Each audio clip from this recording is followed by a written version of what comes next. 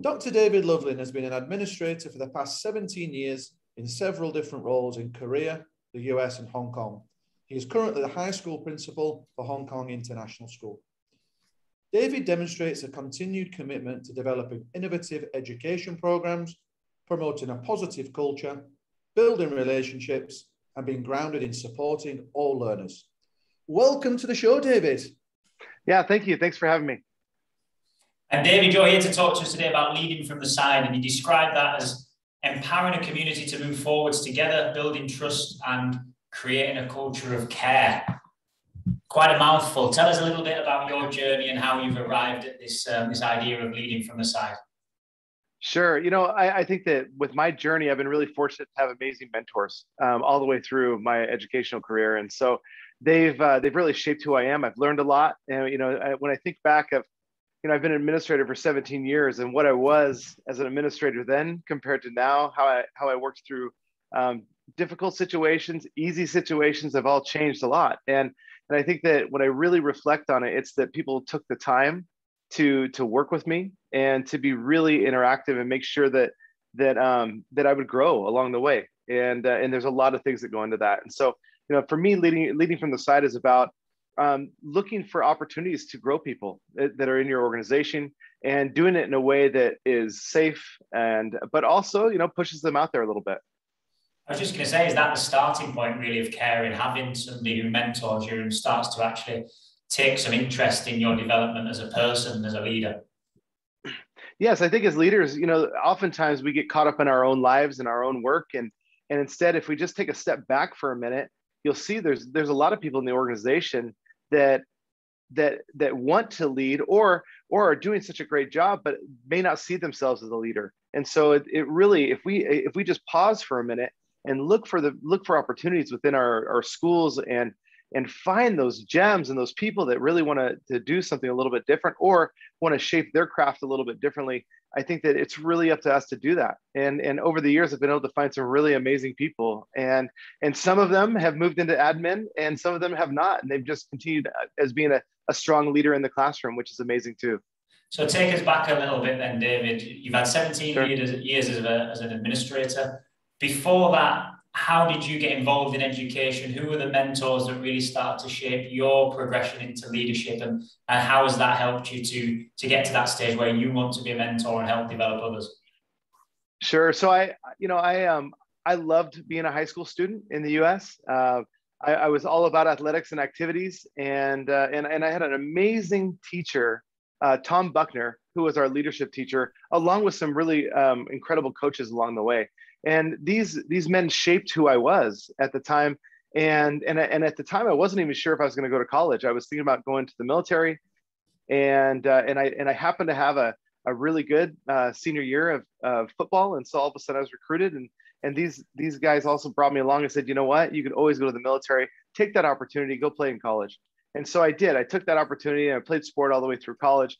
And along the way, I had, again, there's so many pivotal moments in my life where somebody paused or took the time. And sometimes that time was some hard love, to say, what are you doing? You're better than this. And then there's also other times where, I had somebody put their arm around me and say they're really proud of me. And so, that shaped my life through college. And then as I became a teacher and then moved into administration, at the time, these were just my colleagues, the other principals and the other administrators. And when I look back on them now, they had amazing careers. And I just, I was new in the organization, and they were just, Dave, or they were just Carla, or they were just Bruce. And so, and now I look back and the growth that they gave to me was incredible. They were also really critical. They sat next to me and they would let me make a mistake, and then they would walk me through it and how we could look at things differently. So again, I was shoulder tapped at times to try out different things. And I think that that's also part of this as well. Tell us a little bit about those seminal moments, David. We're a big fan of seminal moments, Alan and I. Sure. And I think as you look back retrospectively, it's quite easy to spot those the sliding doors moments, aren't they? Of your life could have taken a very different path had you made a different decision. Can you pick out maybe 2 or 3 of those that have been really, really important in your journey? Yeah, for sure. Again, coaching and athletics and activities, it's the reason why I went to education. I loved every bit of it, every part of it. And I was able to right out of the gate have a job that fulfilled a lot of those things. I was an activities director, and in a high school, in a large high school of 1,700 students, I was coaching football and wrestling, and I was a health teacher. And I'd made it. At 26 years old, I'd made it, and I was ready to do this for the rest of my life. And I got involved, and for me, we started making really great movement in a school, creating a positive culture, working really closely with students and building up leaders. And then in my second year, budget cuts came, and I was riffed. It was reduced and forced. And so, I'm in this school where we were just making some really good headway. I had just been named as the athletic director, and then because of budget cuts, I was the last one in, so I was the first one to go. And so that was a hard day. And when that happened, my principal came in, and she said, I was trying to keep you here, and it's all a system. And she goes, but I want you to talk to one of my friends who may have an opening for you. And so that same day, I went over to a different school and interviewed for an athletic director job of a large, very successful athletic program. And then I was hired a few days later. And so that moment was a huge turning point for me. I thought I was going to be at this other school for a number of years, building culture and really working together with the team that we've been building. And then in the blink of an eye, I was in a totally different place. Now, and the school that I came into was a high-powered athletic school, about 1,300 students and about 800 athletes, nationally ranked, and many of the students go on and play in college and also in the pros. And along with it, it was a high academic school. And so that was a very different environment for me to go into and work, and then really strong administration along with it. And so that was my first push definitely into administration and kind of shaping some of those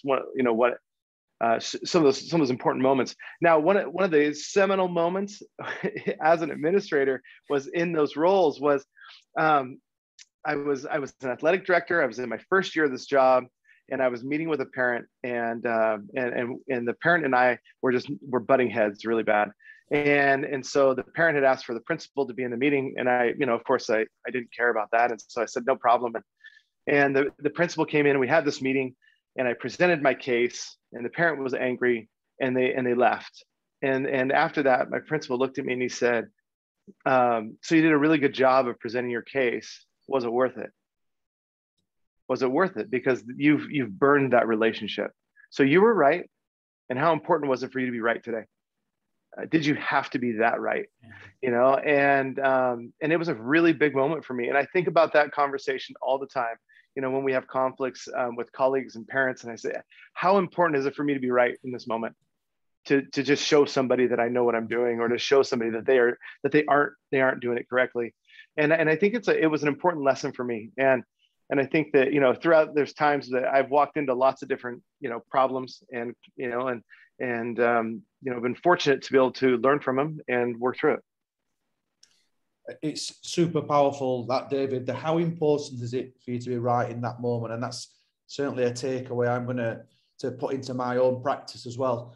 I just want to play with a few semantics here, because I'm a big fan of this book, The Tyranny of Words, Stuart Chase. And you've used the word administration a number of times. You're a leader, and you probably use the term manager as well. Now, to those guys out there, particularly in British systems, American systems, and international networks, what do you think the difference is between administration, management, and leadership? Or are they all the same? What does it mean? What's the semantics? Yeah, I actually think it's, especially as I moved into the international world, the words, the positions are all the same, and they all have different titles. And so it really truly depends on where you are. I think back that I was a dean of students in my first role that is not seen as being administrative. I had the roles of it, but it wouldn't have been classified as administrative. And then overseas, as a dean of students, you definitely are administrative. And so, but I think with all of these, every school and every organization you go into, there's a different flavor of what that role is, of what the expectations are, and what those teams look like. So it's about context. Yeah. Everything's about context. We have a lovely phrase on this podcast, how context shapes the narrative. Yes. And I would tell you that moving from the US to Korea and then to Hong Kong, I've worked with so many international teachers and international families. And the nice thing is that if I'm saying a term that they aren't sure about, they put me in check, and that's good, and so we try to work through that together. Or, I think that definitely when my first year overseas, I made a lot of assumptions. I made a lot of assumptions that the systems that I knew really well, everyone else had the same system or something similar. And a mentor of mine said, don't commit a suicide, and that's true, right? It's really true that so I'm very cautious now about what I assume to be true and what I assume that everybody knows. Yeah, you're totally right. I mean, we're all been guilty of committing a suicide, haven't we, in the past with that? You talk, David, leading from the side, and a lot of that is about building social equity from all stakeholders and developing an environment of respect and care. Tell our listeners a little bit how you can build social equity within their organization. Well, I think that first of all, you have to be willing to let your email pile up. I don't think that you can do both. I think that if you're trying to keep a clean inbox at all times, something gives. I receive anywhere from 80 to 120 emails a day. Some of that's junk, some of it's real, but what I put a really strict system in place so that I clean out my email at different times, allowing for an open door policy, like a true open door policy, that my door is open during the day. I do encourage people that instead of sending an email, to come to my office and for us to meet, or that I can meet them in their space, because I'm not sitting at my computer the whole day. And a part of that is just really outlining what the expectations are. I share with our families and our teachers and faculty and staff here that, I clean out my inbox every Sunday and Wednesday, and anytime it hits over 200. If it hits over 200 emails in my inbox, I stop what I'm doing. I set aside at least an hour, and I go somewhere and I just bring it back down so I can get back to people. But again, this is all information that I share with everyone. And when I first came here, I was told, that it's a too high pace of a school. You won't be able to do that. And I said, but if I don't create a system for this, we won't have time to meet, and we won't have time to connect with each other. I need to know who my faculty members' spouses are, and who their kids are, and what's happening in their lives, so that we can all lead together and lead from a place where we have a lot of knowledge. Yeah, our old mentor Simon Mann from British School Manila would talk about education as being a people business. Yes. And it's all about relationships and connections. So that system you've put in place, does it really work, David? I mean, do you get the chance to go around? I mean, how many staff have you got in your huge school? Do you get to know absolutely everybody? Yeah, so we have 80 faculty members, and we have 30 staff, so 110 faculty and staff in our school. And we've put in a few things that help out with this. Is that every Monday morning we have a 15 to 20 minute stand-up meeting, and we start off the day with appreciations. So it's a chance for our faculty and staff to celebrate the great things that are happening in our school, or appreciating a colleague of what they've been doing. Another thing that I ask about are what are some of the things you're trying out, successes and fails. And let's share out, different things, and maybe there's different ideas in the room that we can be working on. And then also, if there's anybody who wants to appreciate it, somebody they're collaborating with. And then the rest of that meeting is some nuts and bolts for the week. It's quick, but then we also finish that meeting with an opportunity for a daily devotion if people want to stay afterwards, and we run that. And so I think that, it's a 15, 20 minute meeting always. And it's not longer than that. And we're really tight with it. But that means that I get 100 people in the same room every week. And that's been really important. During the day, I also allow my secretary to own my calendar. And, I don't spend the time going back and forth with people trying to get appointments. And I share with people that if you need to sit and schedule a time with me, then please just schedule the time so that we can sit and close the door and really have a conversation. If you just want to pop in, then just pop in. But, when somebody walks in my door, I close my computer. I put it off to the side, I grab a notebook, and we sit down and we talk. And one of my colleagues, a good friend of mine, Patrick Rich, who works at an international school in Abu Dhabi, he used to say people before paper, and I 100% believe in it. And does it stress me out? And does it mean that at times my email gets a little out of control and that I have to apologize for that? Yes, it does mean that. But I think that what on the other side of that, our parents can access me anytime, and so can our faculty and staff. I wanted to explore that a little bit, David, because that people before paper is a wonderful phrase. I really like that one. When it doesn't work, David, when you don't get that balance right, what is it that's the major player in it? What is it that's the driver that really knocks that out of sync? Because I imagine it can't work how you want it to every time, right? For sure. I would say that the other piece that I do is that when I go home at night, I don't work at night unless I absolutely have to. And actually, I stay in my office. When I go home, I want to be home. I want to be present with my family. And what I try to do is I try to leave my office by 5 o'clock each day, and so that I can be home with my family. But every Sunday night I work. So I work from 6 to 9, 6 to 10 every Sunday night to get ready for the week. I look at my calendar about what's coming up. I send emails that are all time delayed for Monday. My administrative team and we've put in place an agreement that we don't send emails from 6 p.m. to 6 a.m. To anyone in our faculty. And so, I think part of it is just being really intentional about what we're doing, and then also telling people you're doing it, right? So they understand if they don't get an immediate email back of what's going on. But the other thing is that when I come in the mornings, I take 15 minutes. I come in before anybody else, and I scan my email. I scan the subject lines to see if there's anything urgent, and that stuff I'll deal with right away. But then that's really it. And then I think that, are there times where it doesn't work? Yeah, right now I'm in hiring. I'm doing hiring season right now. And the other thing is I just finished meeting with all of our teachers who are that I'm either observing this year or we're up for contract. And so over the course of 3 weeks, I had 50 conferences, 50 meetings with faculty members. And so, that jams me up, and my secretary's hair is definitely sticking straight up during that time, trying to get everybody in. And during those days, it's rough.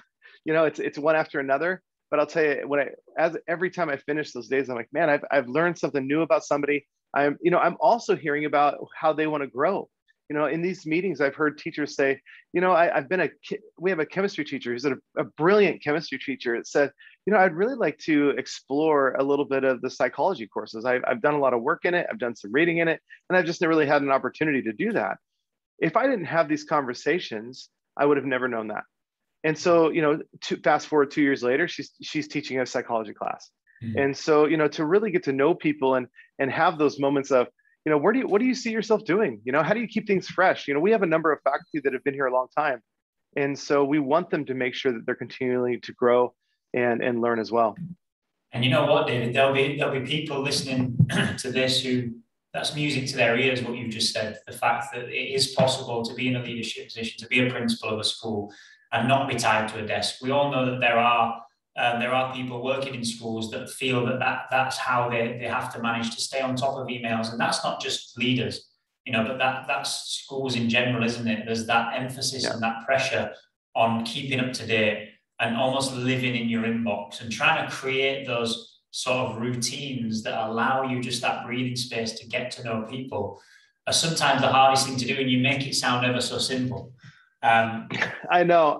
Well, even I'll tell you, when I think back of my early years as a leader, the minute an email came in or the minute a text message came in, I got back to people right away. It was on my phone. I did it all the time.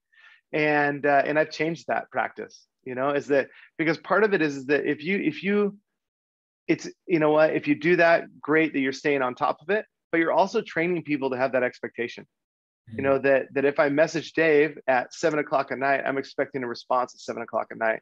And what I tell our parents and our faculty and staff here is that if you need to get a hold of me at 7 o'clock at night, call me. My cell phone is at the bottom of my email. It's for everybody. I've only had one parent in my entire career misuse it. And so my cell phone is there. So if you truly need to get a hold of me, it's in the bottom of every email that you get from me. And so just call me and it's okay. But otherwise, put in an email. I'll get back to you in a few days. I'm just trying to envisage of leaving your phone number, working in a UK comprehensive school, and having that at the bottom of your email. What about that, Lewis? What do you reckon to that? It's like anything, isn't it? I probably wouldn't have done it when I worked in the UK, but you'd like to think that people would respect your space and your privacy. And like David said, well, even wherever you go, there's always one.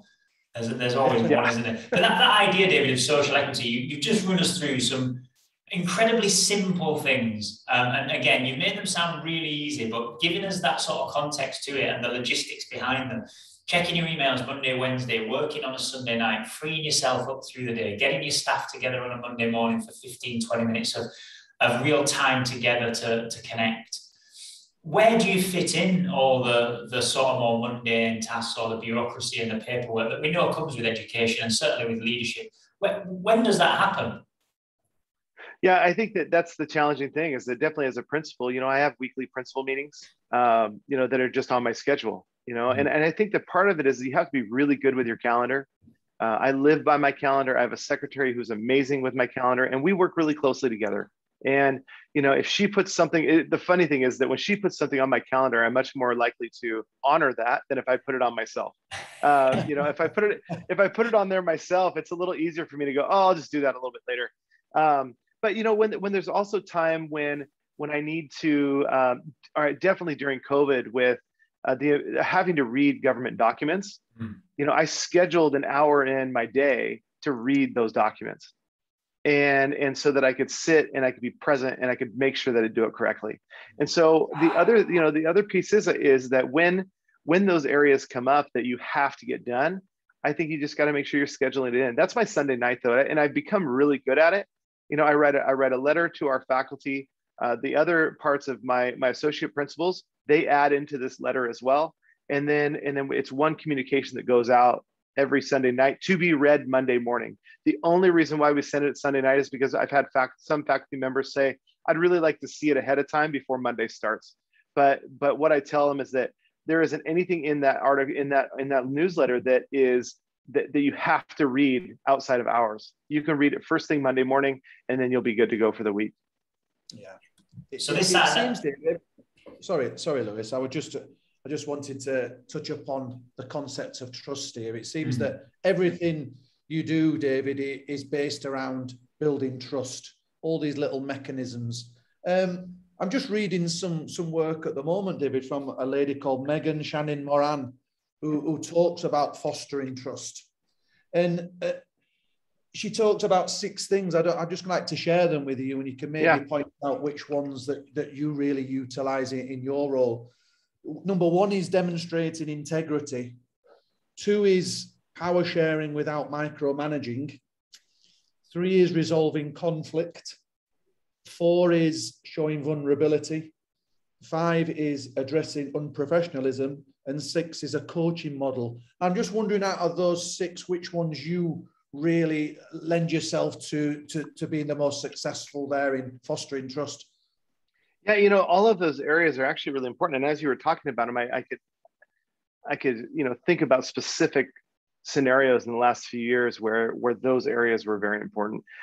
Integrity is everything. We all know that. If you don't have integrity, or if your faculty or staff don't believe that you lead with integrity, it doesn't matter what you do. It doesn't matter how nice you are. It doesn't matter, the kind of school that you're in.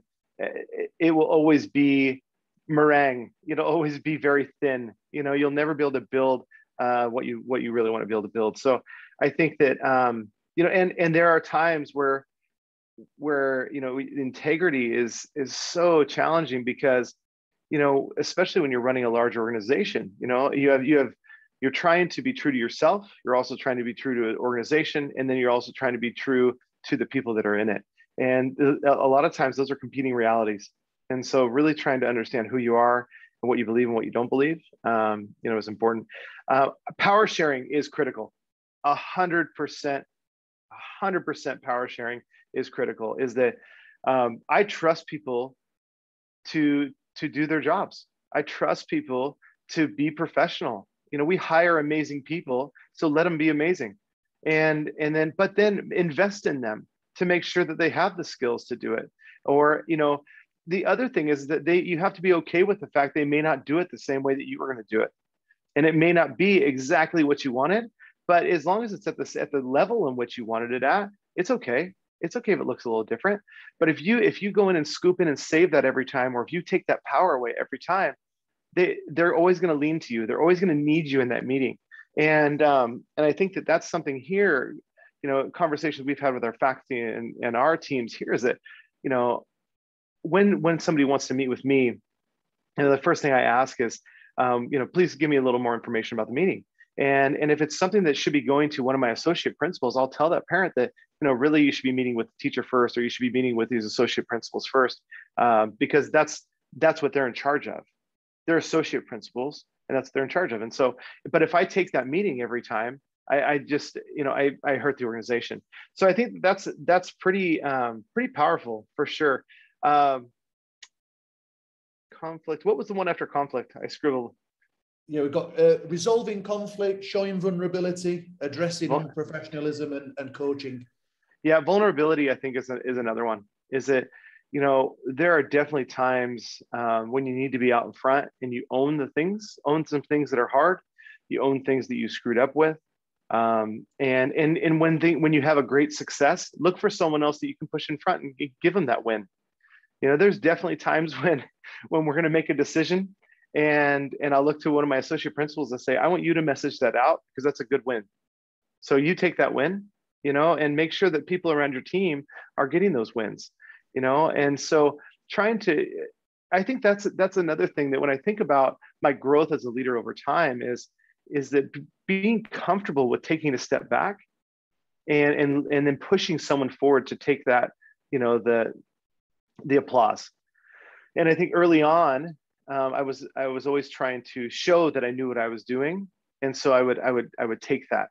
And now I really work hard to try to get other people to take that applause, because I'm good. I've been doing it a while. I'm okay. How does that's the sign of experience, isn't it? It's a sign of experience and age. So I was just going to ask about that, but where's that point, David, where you felt to yourself, well, actually, I have enough credit, I have enough kudos. This isn't necessarily about me. We know in leadership, it's never a me business, is it? It's a we business, and it can't be done without the people around you. But can you identify a specific time or a phase in your career where you started to really recognize that's exactly what you were about, and it wasn't about pushing yourself forward, it was more about others?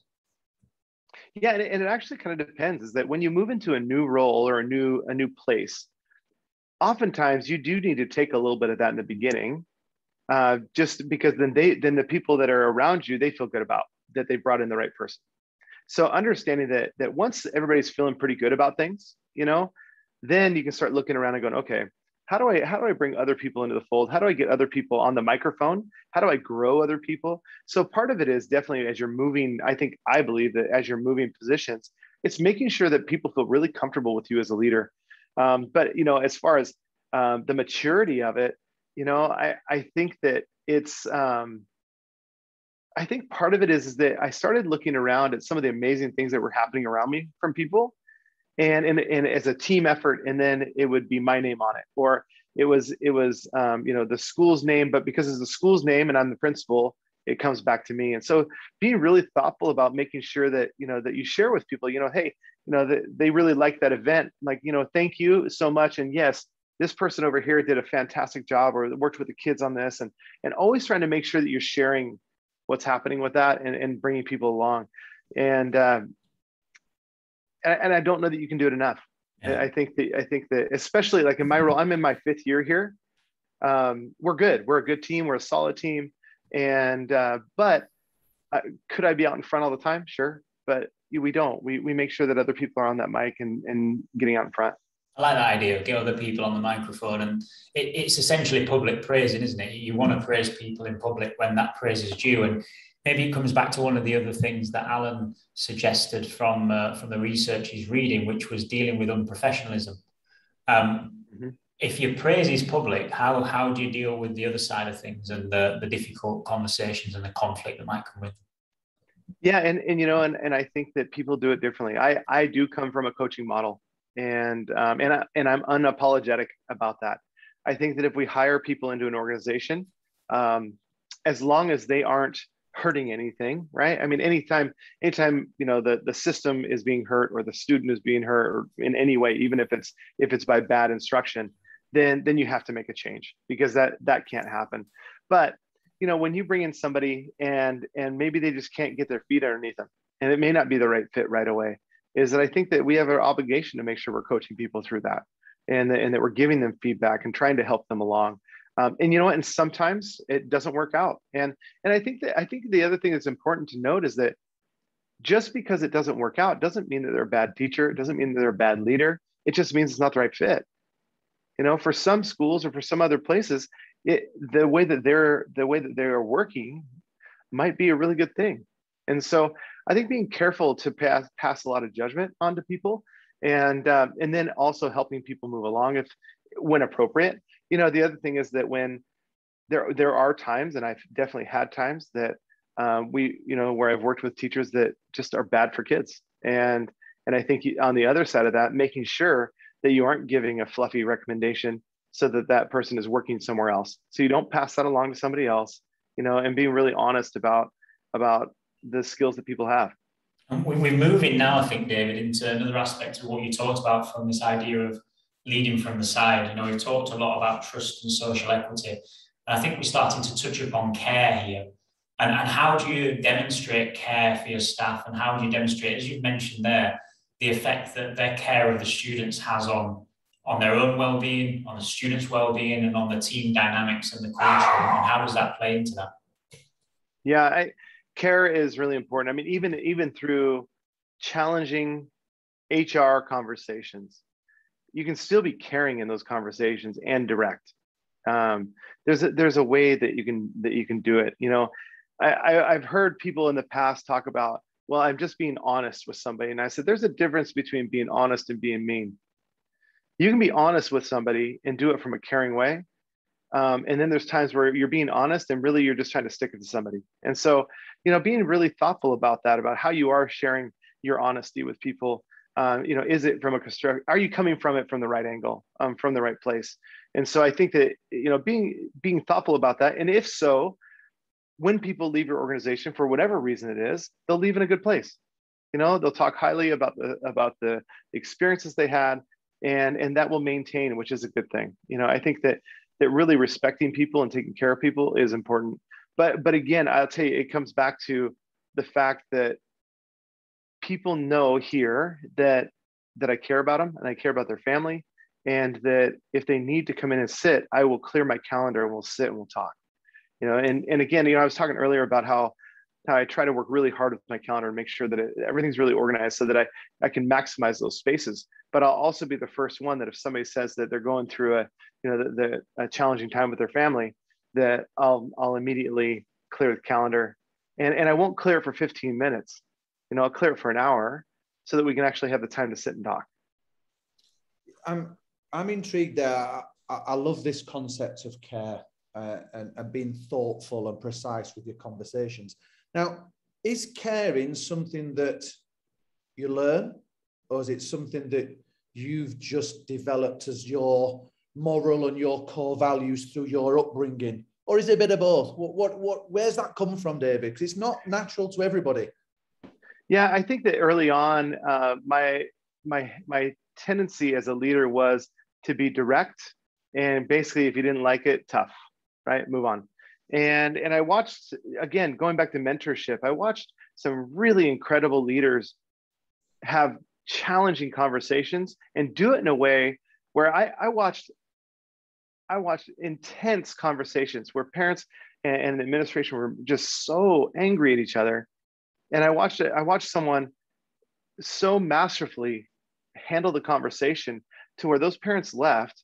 And I thought, how are they not angry at this point? Like they didn't get anything they wanted when they came in. All the points that they talked about were blocked.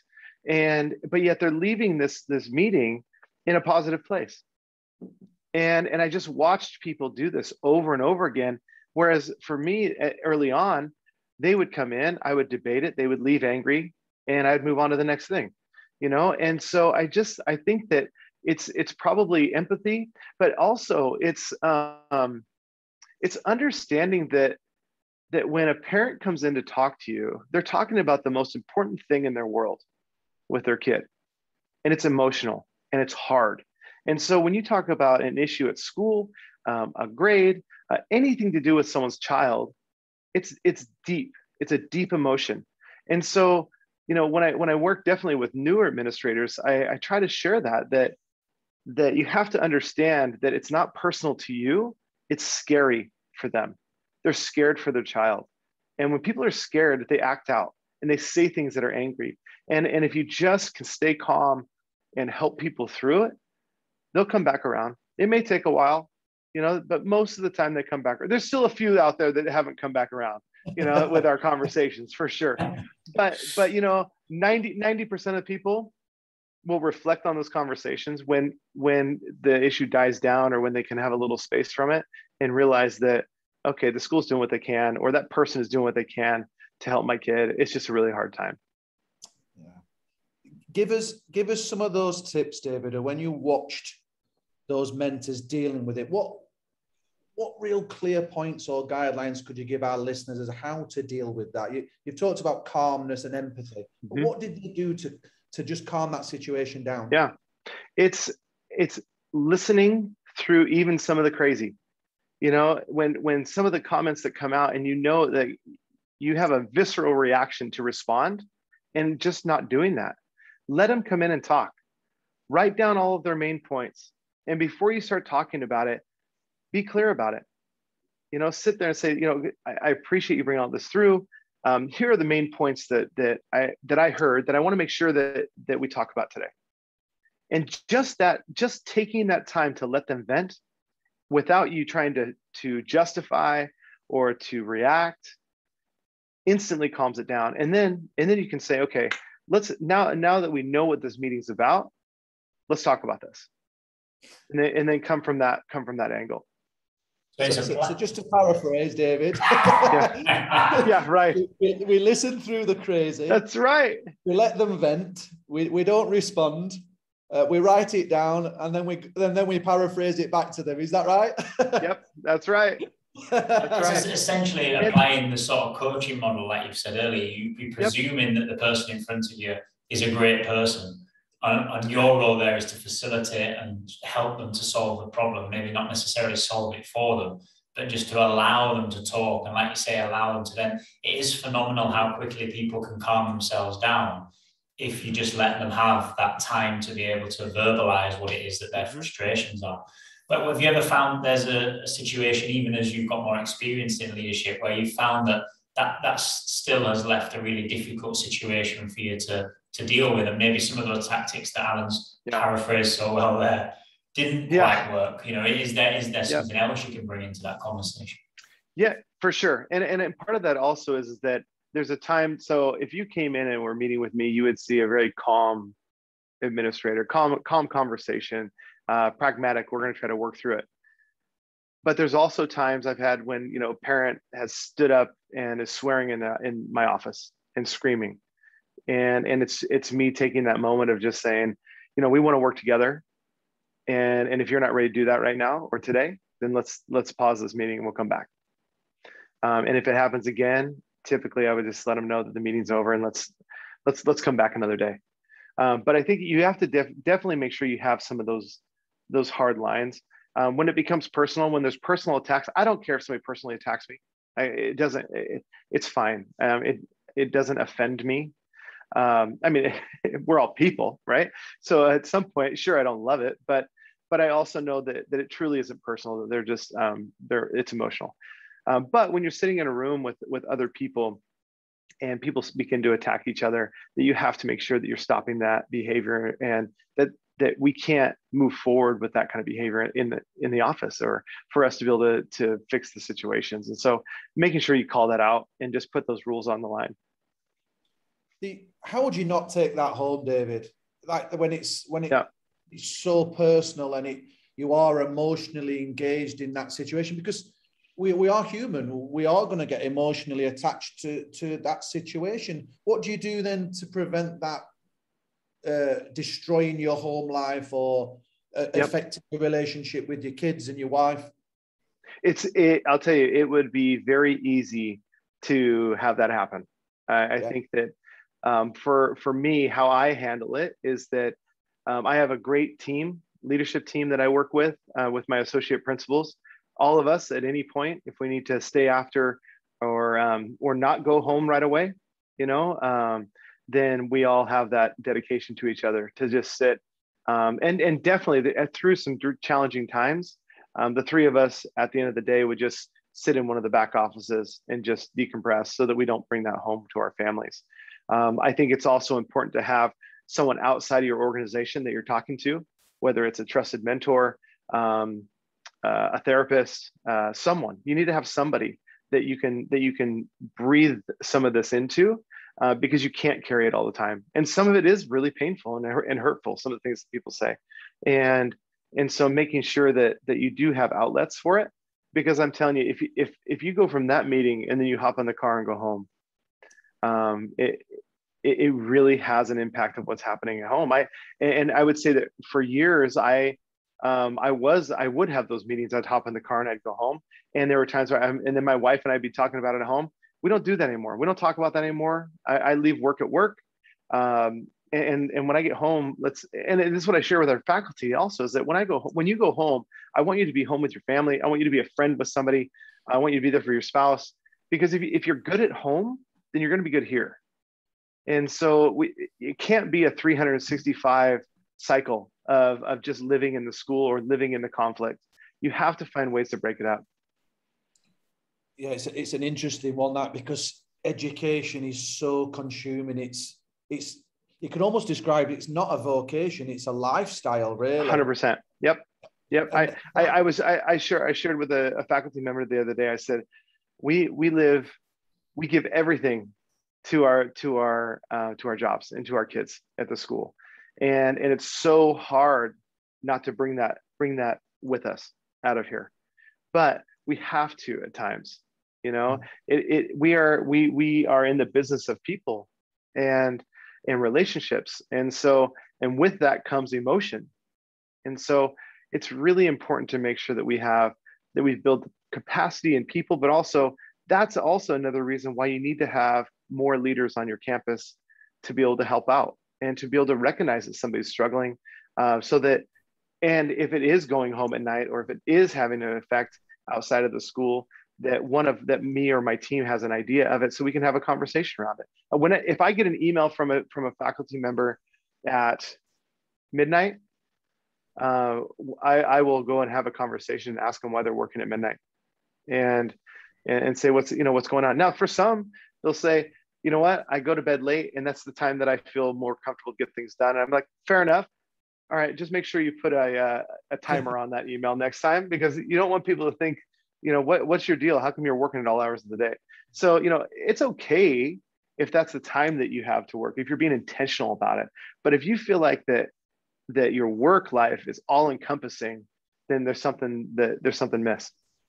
Yeah, and I think that brings us really nicely to the whole idea of a culture. You've talked about social equity, you've talked about trust and care, and given some amazing takeaways, David. So thank you. And I just wonder if you could start to bring that together now of what's the interplay between those three things in creating that culture of support, of care, of leadership within your school.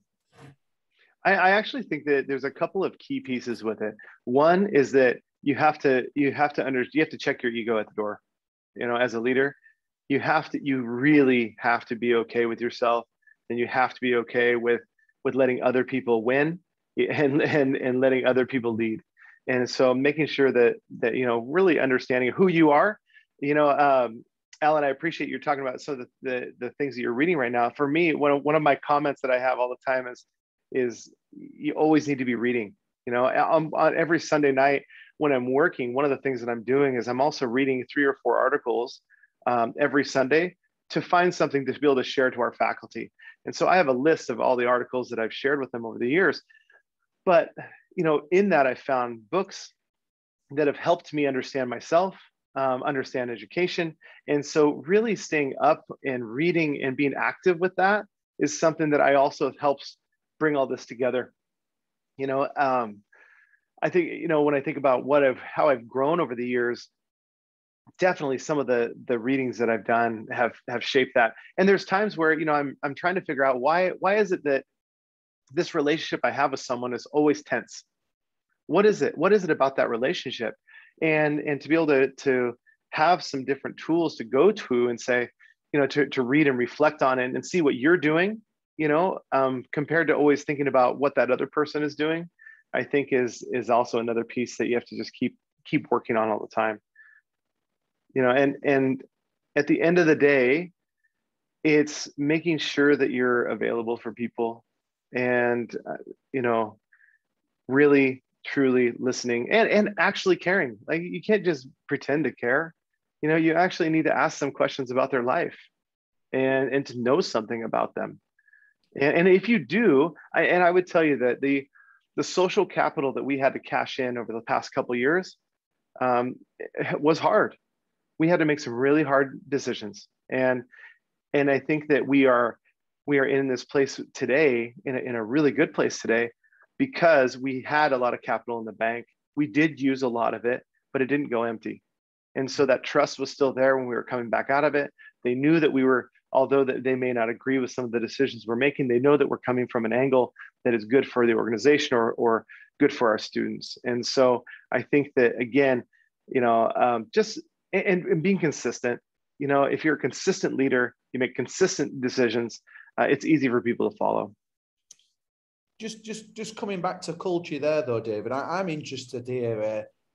Not every school's got this wonderful culture. There's a lot of toxic cultures out there. Mm-hmm. Yep. And I'm wondering what would be the first things you would address as you went into a new school and you felt that it wasn't quite the culture that you want to promote. What would you do? Well, I've been there and I've done that. I've walked into cultures that are really hard. And, I think that starting with your leadership group, so for us, it's teacher leaders or heads of department, along with your administrative team, and building some trust there, because it'll filter through and getting to a point when you're saying something or you're presenting something and someone in the room tilts their head, one way, or does a long blink or takes a deep breath, and pausing and saying, you know what, let's not leave for that. Let's not leave that. So Alan, tell me what that was. Tell me what you're having a problem with. And then what the thing is that to be able to directly talk through that, and then for that person to know they can walk away without feeling like I'm going to come back at them for any reason. It's a safe place. And that is really critical. But you also have to call people on that behavior. And sometimes it's individually. And again, coming from a place, I've definitely had faculty members over the years that have, had some hard days. And for me to come in and say, hey, that's not like you. Can we talk a little bit about what was going on today? And we got to be able to have a collaborative environment. So was it a hard day? Was it something? Was it the topic? Was it me? What do we got going on? And so again, having that open conversation with it. But if you don't address it, it will just continue. Okay. So it's calling the behaviors and not the person. That's crucial here. Yeah. And I think also it's that coming from a place of positivity, right? I mean, I could easily go to some people and say, what's your deal today? But instead to be able to come from it as, I noticed that today was a challenging day, or you made some comments today that I was a little concerned about. Everything going okay? And so coming from a place of that's not like you, because if it is like you all the time, probably not the good place, it's probably not the right place for you, so because we all have to be able to work together, and you don't see anybody else acting that way. Yeah. It's a really nice finish there. We love that, building the trust. We love on this podcast about cultures and building positive cultures. It leads in nicely to our finishing questions, David, where we like to have a bit of fun to finish off on. Right. My favorite one, David, is 3 leaders, past or present, dead or alive, that you would like to go out for a meal with, and why? So I think that this would be an eclectic group for sure. Ruth Bader Ginsburg, Martin Luther King, and the Dalai Lama. And you think about the experiences of each one of those people. And recently I'm reading the book. It's called The Book of Joy, and it's Desmond. It's a story about Desmond Tutu and Dalai Lama coming together over the course of a week, and someone is just writing their experiences and what they're saying to each other. And so it's just really fascinating. You know, all of these people have had such incredible experiences, but also challenges, you know, real challenges. And so, you know, to sit around and to understand, you know, how are you positive during a civil rights movement? You know, how are you when you're exiled from your country? How do you become a faith leader? You know, and so those are some great, I mean, I would hope we'd be able to have more than dinner if we were all sitting together. So there'd be a lot of questions for sure. It'd be a long one. It'd be a long one. that book that you talk about there, The Book of Joy, is a colleague, a former colleague bought me that. Thanks, Jude, for getting me that a little while back. And I read that. I was a little bit skeptical of not being a particularly religious person. Skeptical is maybe not the word, but maybe not with a huge enthusiasm. And within the first few pages, you realize it really is something special to have two people of such rich knowledge and experiences. And it's very much written as a fly on the wall, the guy who traveled with them, isn't it? Of these are just some of the things I heard and how they acted. And the sort of grace and the poise and the respect that they showed each other throughout it. I found it one of the most phenomenal, like really surprising, but one of the most phenomenal books I think I've ever read. It really stayed with me. I've still got it now. I go back to it now and again. I think it's superb. Yeah, I agree. The kindness between the two of them, but then the friendly banter and the respect for one another it's a really great read. And you know, I'm always asking people, you know, what are they reading? And so somebody had told me about this book, and I read a lot of business texts, and I thought, well, it's something different, you know. And so I read it, and same thing as it was I don't know, put a smile on my face as I was reading it, which is great. It's essentially a book of how to be a good human without giving you a step-by-step guide, isn't it? It's just super. I've got a good recommendation for you here, David, that I'm reading at the moment. It's a guy called John Mcavoy and a book called Redemption. It's absolutely phenomenal. He was at 19 jailed in high security prisons in the UK. He was a convicted bank robber, and he turned his life around, and he's a champion Ironman now. And it's an unbelievable story of how where you grow up shapes you, and basically you don't really have much option to be in that sort of sphere of criminality, and then how he's broke away from that. And just phenomenal story, and very much fully recommended on your list. Great, thank you. Whilst we're on books, David, tell us what you've read recently that you really enjoyed, other than, of course, that fantastic one you just mentioned, The Book of Joy. Sure. So I got a couple different ones. So I have a stack of books always on my desk. I typically, there are times where I get a little bored, so I'm usually reading 3 or 4 books at a time and just kind of working between them. And so currently on my desk right now, I have Leaders Eat Last from Simon Sinek, and then Be Humble, Stay Hungry, Always Hustle, and that's from Brad Lomenick, and that's a great one. I just finished that one, and there's a lot of reflection on your leadership styles and how the things that you do, how it impacts other people. And that was really good. And then a book that a good friend of mine who knows how I feel about email, A World Without Email from Cal Newport. And so he's a digital minimalism guy, isn't he?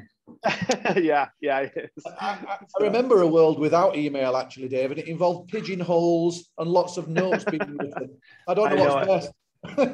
I know. Or when it came to all voicemail. I mean, there was a time when I was in my first leadership role, I had to listen to about 2 hours of phone calls each day of parents leaving messages for the school. So I don't miss those days. It's got to be a happy medium somewhere in all this, isn't there, for communication? Yes, for sure. David, it's been an absolute pleasure to listen to you and to talk with you today. Just as a recap, I'll read out what we said at the beginning, which I think you've described to us with such depth and with such rich examples. I'm sure it's been incredibly helpful to anyone listening. It certainly has been for Alan and I. Leading from the side is about empowering a community to move forwards together, building trust and creating a culture of care. And I know that just off the top of my head, here looking through my notes, there's probably 4 or 5 different bits that you could implement tomorrow and be a better person for it and really start to impact those around you. And yeah, we're really grateful for your time, David. It's been smashing to chat. Thanks very much. Yeah, it's been fun to have a conversation. It's always good for me also to reflect on these things as well. And, you know, there's when some of these areas, you know, you start talking about it and you go, maybe I need to beef that up again, revisit that and make sure that you're completely doing it. Thanks a lot, David. We'll catch up with you soon. All right, sounds good.